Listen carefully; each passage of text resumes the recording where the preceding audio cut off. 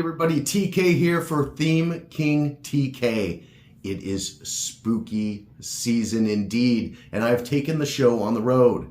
I've come out to Orlando because I'm here for Halloween Horror Nights. Of course, I'm here for HHN, and I'm going to be taking you to the event, and we're going to check out some of the scare zones, walk through those, try some of the food, because after all, not only is it HHN season, let's be honest, it's pizza fry season and so much other great themed food. Now, I won't be able to film in the houses, but I'm going to talk about each house, break it down, so there will be some spoilers, so look out for that. And I'll give you my thoughts and I will give you my ranking. Now, I am an HHN aficionado, all right? I come from California, but I go coast to coast, right? I go to the Hollywood event as well. I'll be going there next week, so I'll be able to compare and contrast a little bit. I'm going to be going to 3 nights of HHN here in Orlando. So I'll give you some tips too in terms of like stay and scream, crowd level on the various nights. I'm going to go a Friday, Saturday, and Sunday. And I just can't wait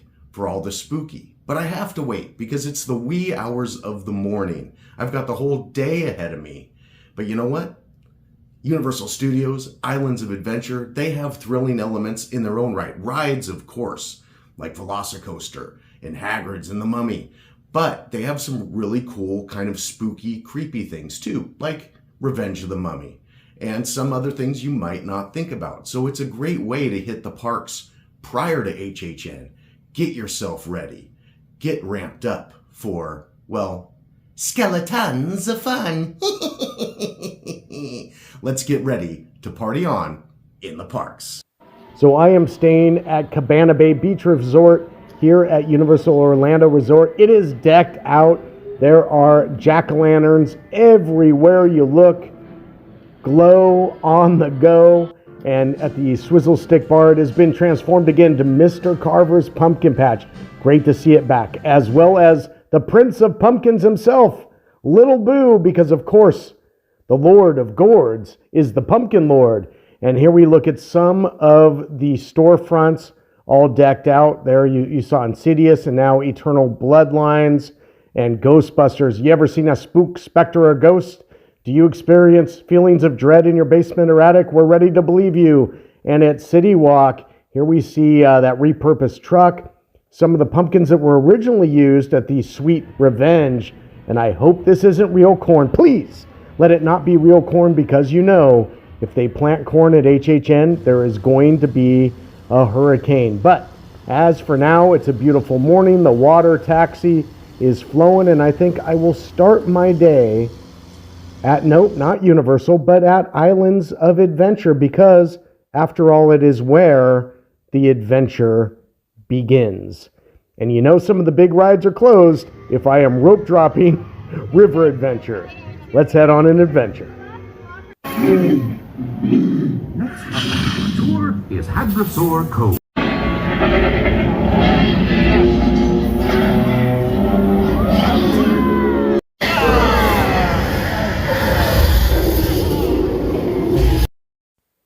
Like Zoink Scoob, it's a ghost raft. Or you can see that during the day, during HHN, the parks are pretty dead. Getting eaten by dinosaurs, that's pretty scary, as is the Velocicoaster as this creepy tour of Universal continues. Velocicoaster, tons of thrills, and it happens inside the raptor paddock.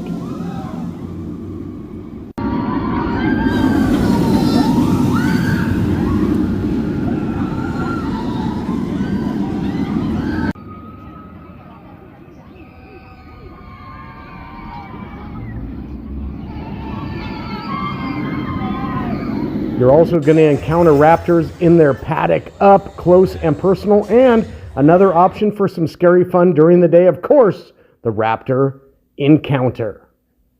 And then from there, Skull Island, Reign of Khan has some creepy stuff too. Of course, look at this awesome temple facade and a very creepy animatronic.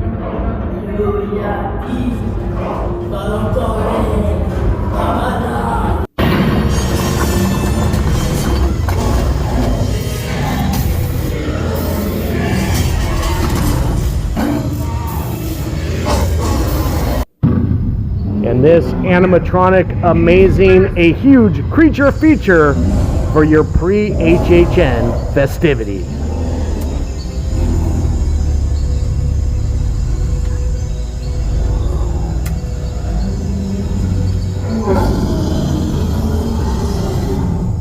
Incredible! It could have squashed us like a bug. Hagrid's Magical Creature Motorbike Adventure, another great option if you're just looking for a spooky thing to do for family time. If you have kids that don't go to HHN, or you're just gearing up for HHN because you're going to go to the Forbidden Forest and you're going to be seeing some magical creatures like Fluffy and Blast-Ended Scroots and more. Here you take a look at Fluffy. Just play him some music, go roll to sleep. Shouldn't have said that. Oh, shouldn't have said that. There's no need for that.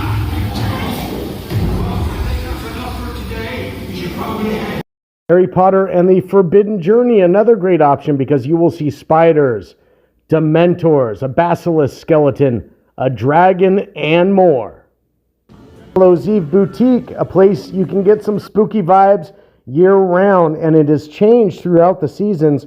Right now for Horror Nights season, kind of a dark carnival vibe. Here you see the Mel's Die-In merch, pass holder exclusive stuff, and kind of this creepy, dilapidated midway boardwalk amusement park type stuff. They find such creative ways to display the various merch, taken over by Horror Nights merch now, and just taking a look around the store, and kind of a clown and carnival vibe. And here I'm getting some serious bugs, eaten alive vibes, all these cockroaches in the pipe organ, some creepy masks as well, and maybe none as creepy as that Megan mask. Yikes, Megan's creepy enough. An entire wall of Little Boo popcorn buckets, all illuminated. You gotta love that. And looking over here near the counter, you got the Chucky popcorn buckets as well, more clowns. Always creepy, always a good time. And speaking of creepy, Cat in the Hat, yes, very creepy. Included in your HHN plans. Why? I present this evidence. Your mother is here, so as fast as you can, think of something to do. In on the map. Look, and we saw him, the Cat in the Hat. Make that cat. I'm the cat, with a cup and a cake on the top of my hat. And things too. They are tame. Oh, so tame. They have come here to play.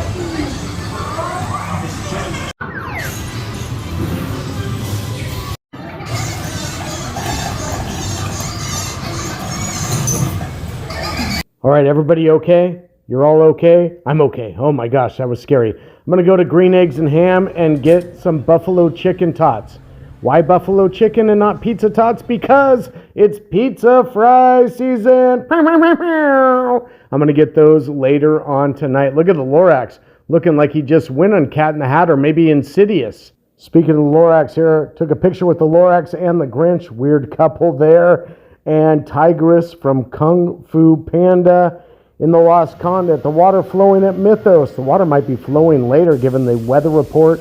And here we see the vacant Poseidon's Fury. Maybe a future Spirit Halloween or something else. And at Marvel Superhero Island, another creepy and spooky option, Spider-Man. You got Hobgoblin throwing pumpkin bombs. Here you've got Dr. Doom's Fearfall. Robert Downey Jr., is that you? I still love that Universal has all this Marvel stuff, given that Disney owns it. Especially here, you can take a picture with Green Goblin and Dr. Doom. And with the recent success of Deadpool and Wolverine, even have Wolverine. Here's a new Little Boo bucket hat. Love that. And of course, the Little Boo popcorn buckets and Chucky popcorn buckets. Those always sell well. Horror Nights is coming. Are you excited? I'm excited, but not as excited as King Julian. And at the Epic Universe Preview Center, some more spooky good times by day before the frights by night, because in this incredible model here you can see Darkmoor Village. and the Burning Blade Tavern from Dark Universe, the Curse of the Werewolf family spinning roller coaster, and of course, Monsters Unchained, the Frankenstein Experiment, that incredible dark ride. Look at the size of that ride building. Preview merch including t-shirts and hoodies. You can get your merch early and get ready for Dark Universe. And of course, there's always the Revenge of the Mummy. Inside Sahara Traders, after the Mummy, that started the story for the tribute store. There was a museum relic of a bat that came in, and all of a sudden, the city of New York was overgrown. That led to the tribute store and kind of the survivalist tactics. Here we get a good look at the Little Boo popcorn bucket and how it illuminates with that great flickering light. They still have the pillows as well.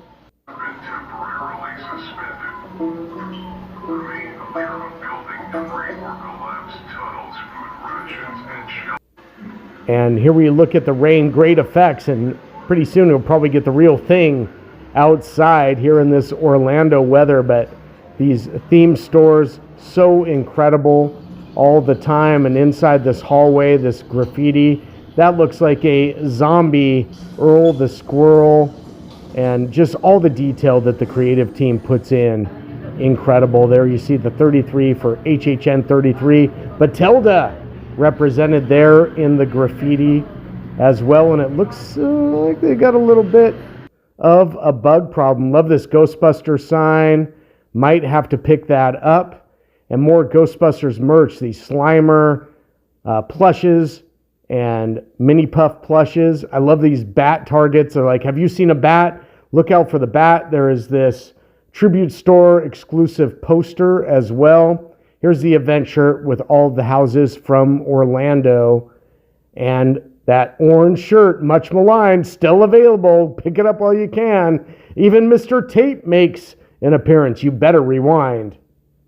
And this is the original house shirt from Orlando. And I can only hope this is an Easter egg for a creature from the Black Lagoon house maybe next year. It was the 70th anniversary, and of course, Batilda, the guest of honor, makes an appearance. And we got evacuated from the tribute store. The funny thing is, it was so on brand, people just thought it was part of show. Another creepy option is the Simpson ride, as Sideshow Bob is constantly trying to kill you in that ride with various instruments. Men in Black as well. You're going to be taking on aliens, kind of like this guy. That's creepy. More things you can do during the day to get ready for HHN. Speaking of aliens, Kane and Kudos, they love to eat humans, to serve human. And the Catterbus, you want to talk creepy? That should be in the dictionary under creepy. Catterbus, very, very creepy. Inside the horror makeup show lobby, you've got an homage to the icons of HHN, including Jack the Clown, the Caretaker, and more. You get it's almost like a mini museum. Here's a little display to Dracula. And then from there, the most recent Mummy film, Chucky represented, and so many great, the Jurassic Park, Jaws, a couple great Spielberg films. All kinds of things to look out in the lobby for the horror makeup show. Look at this, the Lon Chaney Jr. and Lon Chaney Sr. makeup there. The Frankenstein, Boris Karloff, a Dracula throne, and so much more.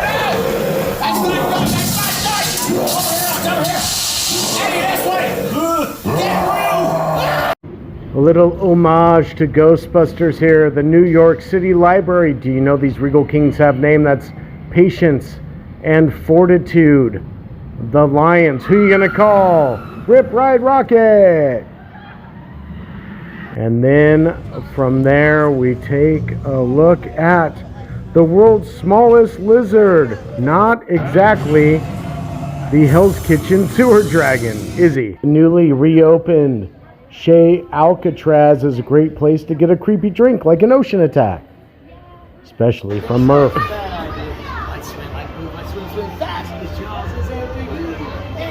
hopefully the pumpkin lord is HHN too. Gotcha! Chop, chop, chop, chop, chop, chop, chop, chop, chop. What's not scary during HHN season is wait times during the day. Look at that wait time for Harry Potter and the Escape from Gringotts. Gringotts another great creepy option because you're going to see goblins and trolls, a dragon, Voldemort, Bellatrix Lestrange, and more creepy stuff. And of course, you gotta love the dragon breathing fire. Duck into Nocturne Alley. It's a dodgy place for dark wizards. You can do some dark magic spells, and of course, go to Borgin and Burke's, the main retail establishment for all dark wizards. You're going to find your dark wizardry needs there, and they've got a couple floors. The Vanishing Cabinet is going to be there as well. We'll take a look at that for a minute, and that is what Draco Malfoy used to get all the dark wizards into Hogwarts. Just another option during the day for some spooky. And look, the Beat Builders are on their way to their construction site.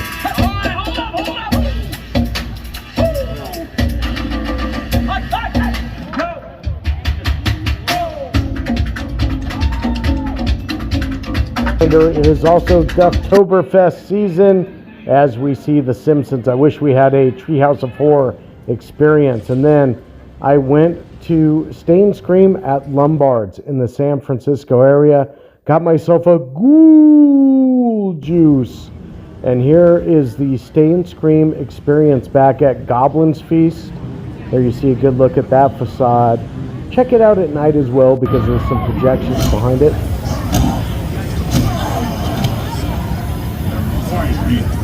You scare the rest of the camp. Quiet down, mate. And then here you see Universal Monsters, Eternal Bloodlines. I wish they had done a little more with that facade. The goblins have arrived. The goblins are heading to the Goblin Feast. I love how HHN crowds cheer for cast changes and for arrivals at the houses. It's one of just the great things that you'll only see at HHN Orlando. And then from there, I didn't pay for Unmasking the Horror. Here's the bootleg version. Absolutely free. And now let's look at the scare zone, starting with Enter the Blumhouse.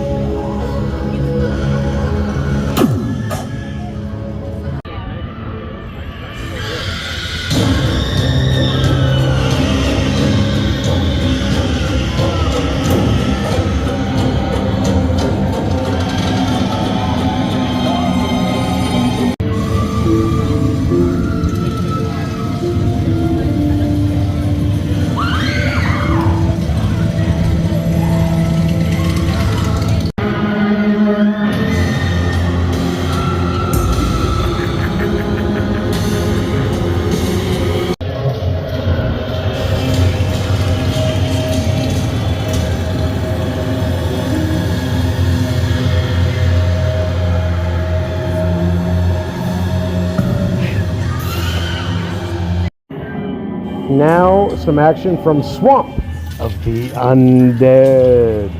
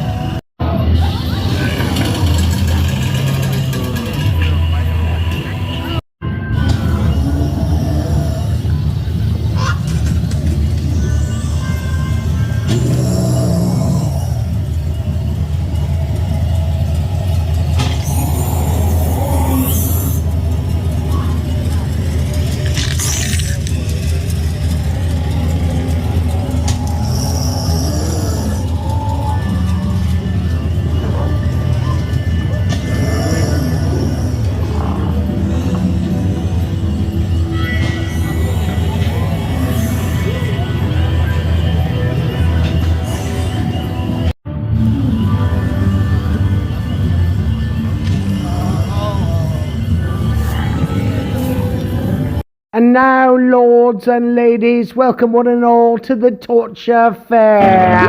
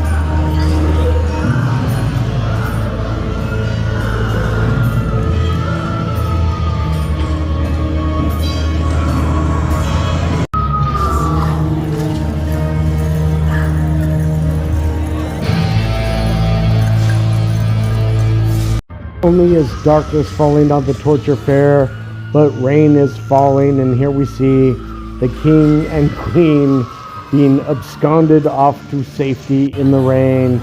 And the rain is coming down. It's coming down pretty good. People are seeking shelter, but it's not coming down as much as it was earlier in the day. Yikes.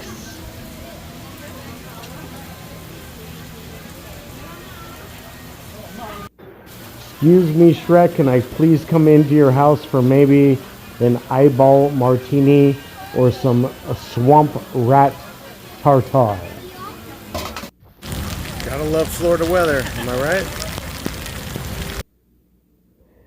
Big hack here for Hornites, or when it's raining, go into Minions Cafe, especially in Hornites.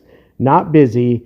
They have a Coca-Cola freestyle that is unlimited while you're there, and I got the Minion Tachos.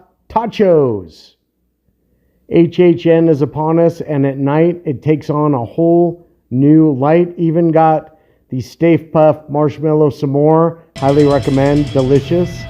And here we see they had some good photo ops with some of the original monsters from the original houses.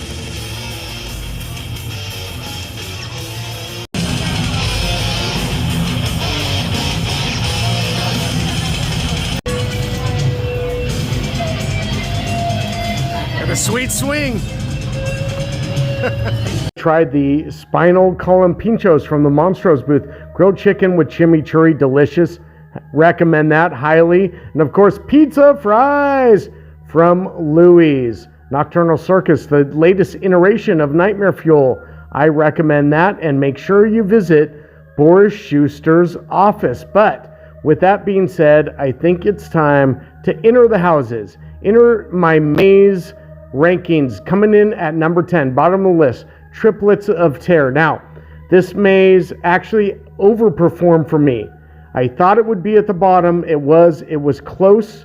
The Barmy triplets killed their parents, their family, their friends at their 9th birthday. Every 10 years they recreate those murders, and it was a gory house. But some of the things I liked, the fact that the house, the address was 3324, to pay homage to HHN 33 in 2024. Every 10 years they recreate those murders. So the most recent murders were March 3rd, 2024. Again, 3324. Other things I liked was early on in the house, the original murders, the actors were small because they were 9 years old. They were kids. Throughout the house, the actors got bigger because the characters range from 9 to 59 in these houses. I also like the true crime element, the podcast element, looking at some of the newspaper clippings and the conspiracies and everything with the Barmy triplets. But at the end of the day, it's the same three slashers jumping out, making the same noises. Junior, the big guy, going, "Ugh," and the rabbit one going,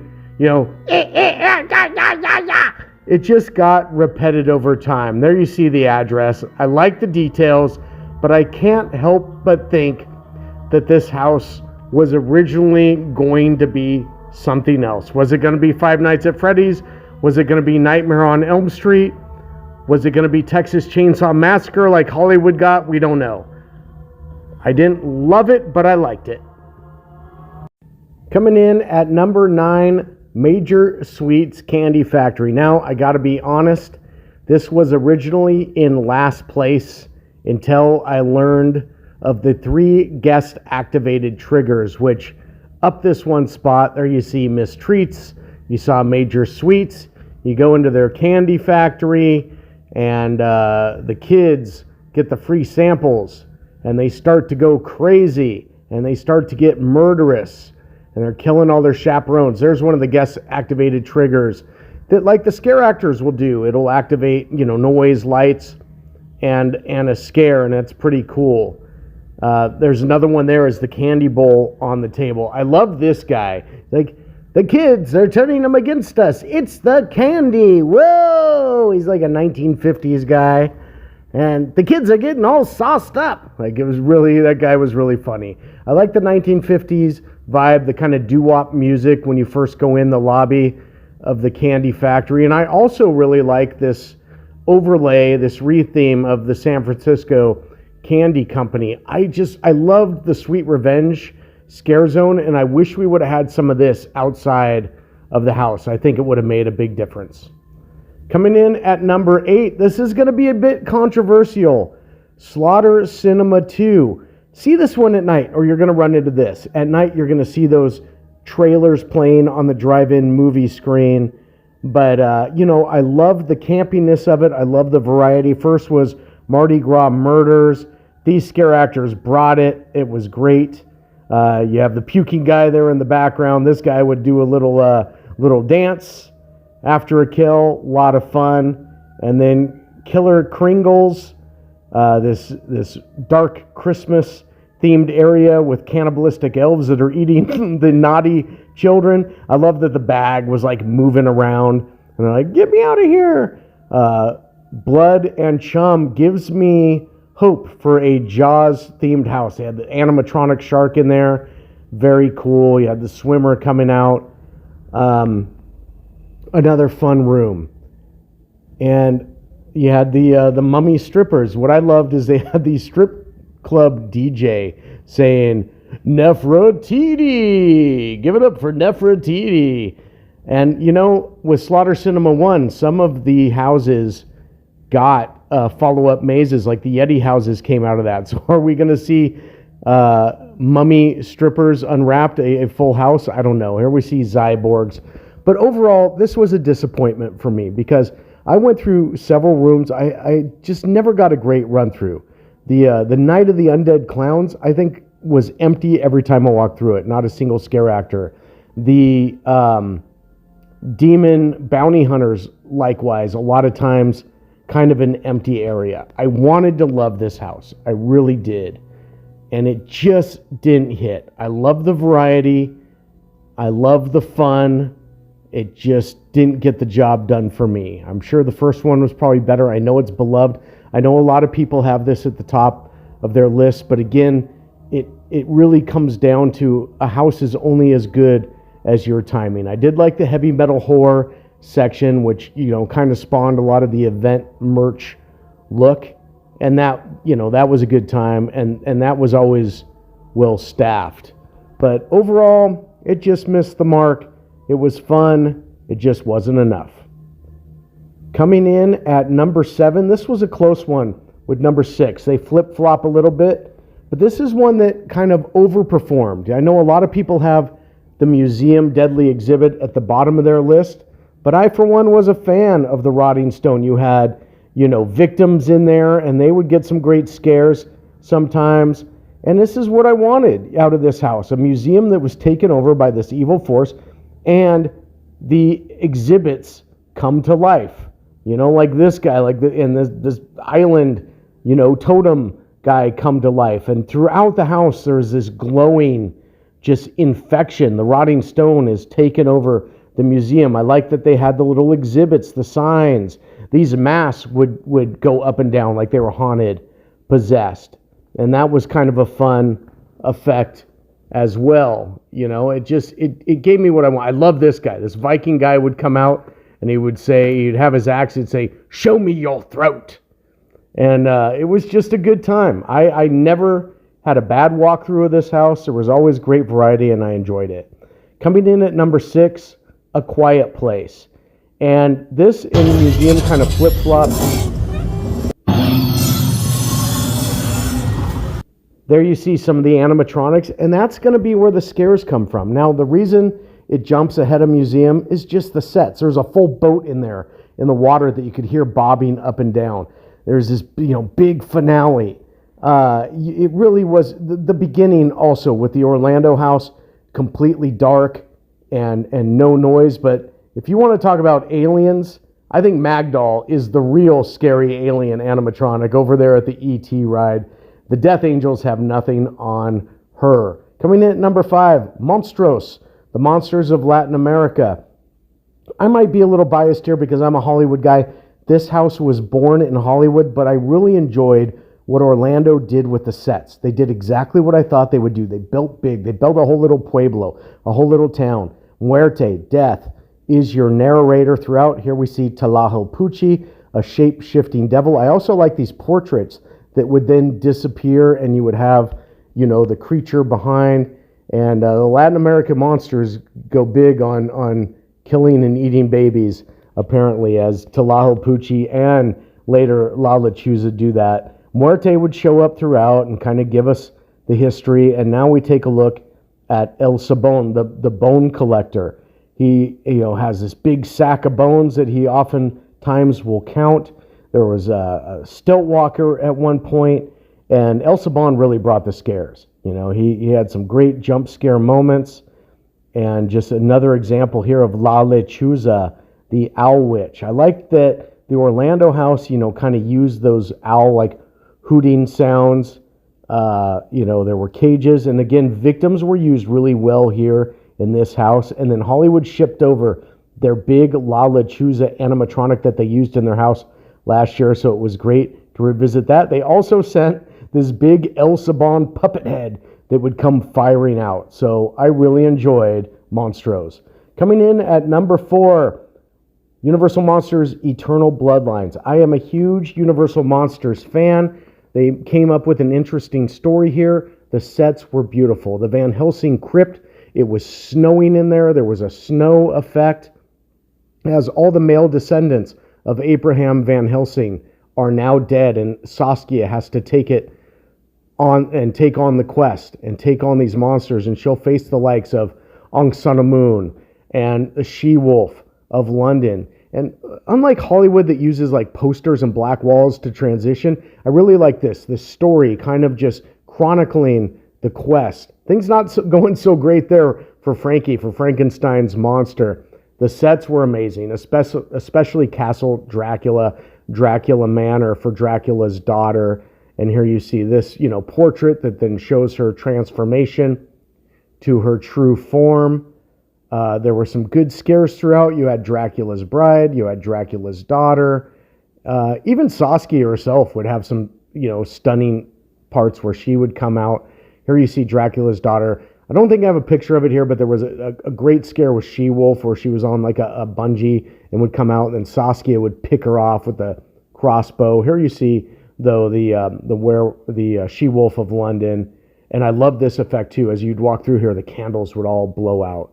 So the sets as is oftentimes impeccable with the monsters. Coming in at number 3, top 3 now, Goblin's Feast. This one, another one that really surprised me. I loved it. I love the dark fantasy, the dark fairy tale feel here. If you look at that sign, here's a great little Easter egg. That wooden sign behind the Goblin's Feast banner actually says Human Chop House. So that's kind of funny. They had a good effect with a giant outside wanting some food, and she would say, "It's not ready yet." A great variety of creatures here. They had kind of an Irish jig playing. They really belt out the entire little, goblin village. You'd have, different goblins sitting down for the goblin feast. And, there were goblins and orcs and giants and everything in between. They'd come out and say, "Oh, more meat." And I really just enjoyed it. Look, this was a big set piece. Really fun stuff. They had humans in cages pleading for you to let them out. Just another look at one of the goblins at the end. They had this big Goblin King animatronic. And then I really love this guy, this kind of fancy goblin. He's like, "Quick, the food is getting away." Very fun stuff. I really, really enjoyed it. Coming in at number 2, Ghostbusters Frozen Empire. One that could have gone up to that top spot. Really could have. It was a tough call, but I love the sets here. They actually had mini puffs that would move around. They put little servos, little motors in them. I mean, how amazing is that? You had Ray Stantz with the PKE meter. And then when I first saw Frozen Empire, I knew that this Adventurous Society meeting that goes all wrong because Garaka freezes all of them, that this was just tailor-made for a haunted house. And it did make the cut here. You head to the sewers, and they have the Hell's Kitchen sewer dragon. They had a minor ghost. Here you see Lucky, the new characters. The casting was really pretty incredible. Here you see Phoebe depicted, and then they had these, different containment units. There's Pukey from the new movie. Vigo, the Carpathian, was there. I was so happy to see Vigo represented. They had a Terror Dog animatronic back from the Ghostbusters house. Phosphor, one of the new ghosts that's there at that new Ghostbusters lab. And then, Garaka throughout was always a haunting presence. And Stilt Walker, very imposing, very cool. But the star of the show for me was this firehouse facade. Slimer flying around in there, and then using, screen effects and whatnot, it would freeze over. And it was truly beautifully done. They also had a snow effect in this room. And you got to see the containment unit, which, many things are trying to bust out. You have Trevor here taking his best shot at Slimer. And I love that they brought back the scare actor Slimer, the suit, because Hollywood uses just a pop-up animatronic and doesn't have the same fun factor. Ecto-1, possessed by Possessor. Janine Melnitz in uniform, looking sporty. Just where do you think you're going? And one final scare by Garaka.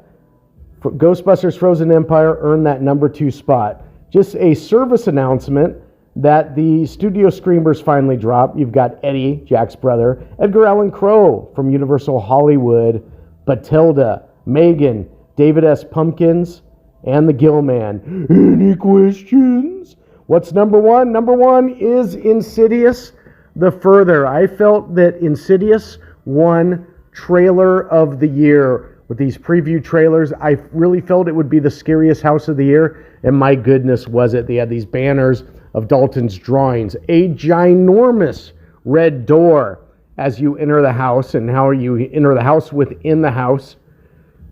And it was, "He's got your baby." And there were jump scares aplenty in here. I mean, you were getting attacked from all angles. Now, some people have, said, "Oh, it's the scariest HHN house ever." It's up there. People, saying that they were throwing up or people were hitting the ground. I don't buy into all that. But it was beautifully done, and it was intense, and it was the most unnerving house because you knew you were going to run a gauntlet of demonic presence here in this house. As we take a look at just, some of the demons you're encountering. You got, the man who can't breathe, and let me tell you, that red-faced demon was just so imposing. The costume, the makeup, you look like he jumped right out of the film. His lair, tiptoe through the tulips. I mean, it had it all. It was such an amazingly done house. Loved it. And that is your number one house for Orlando in 2024. All right, everyone. Well, I hope you enjoyed this video almost as much as I enjoyed HHN. HHN Orlando was incredible this year. What a fun year. I mean, I absolutely loved it. The houses really brought it. There were some incredibly fun houses like Goblin's Feast, Ghostbusters. The sets were incredible, brought so much nostalgia. I got Vigo the Carpathian. I wanted him in the house so bad, and that delivered. And then, of course, Insidious, maybe one of the scariest HHN houses ever to walk through. I mean, there was scares everywhere. Sometimes you go through a house, it's only as good as the timing. You'll miss scares in front of you, in back of you. Insidious, it was wall to wall. It was blanket. If you miss a scare, you're getting hit from the other side. And Orlando doing 6 original houses, was really a lot to tackle for the creative team. But the originals were so much fun. Slaughter Cinema coming back and everything else. It was great. And of course, the IP houses really delivered as well. And then on top of that, Sinister and Surreal were cool, but a really tough act to follow when you have like a Jack the Clown and Chance and Lady Luck and the caretaker and the director, the usher, and last year Dr. Oddfellow, who was so tied in to all the scare zones. So I think the scare zones seemed a little disjointed because there was so much flow last season between everything story-wise. But I really thought the scare zones overperformed. I mean, Torture Fair was incredible. You had victims running around. You have this whole array of medieval characters. It was a blast. The New York Scare Zone, always great. And then Swamp of the Undead at night, all fogged in. All the actors were coming hard. Some of those zombies would follow you all the way through the fog, through the scare zone. You wouldn't even realize it until it was too late. And Demon Queens had a really cool glow and aura and a lot of just creepy characters that would kind of slither in and out of the fog. I had a great experience. I went 3 nights. So Friday, I did Stay and Scream back at Lombard's. There's 2 locations, Lombard's and then up in New York.